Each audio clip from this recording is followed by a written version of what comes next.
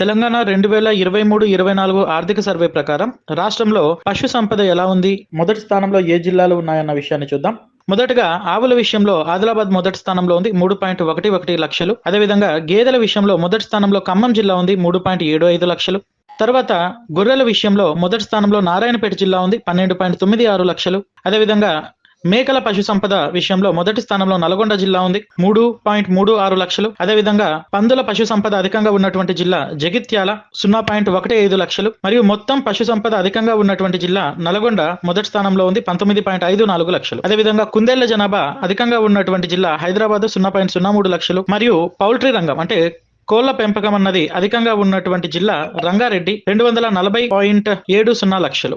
Telangana group 2 test series online offline లో జరుగుతున్నది. వివరాల కోసం క్రింద ఇచ్చినటువంటి నంబర్ ని సంప్రదించండి.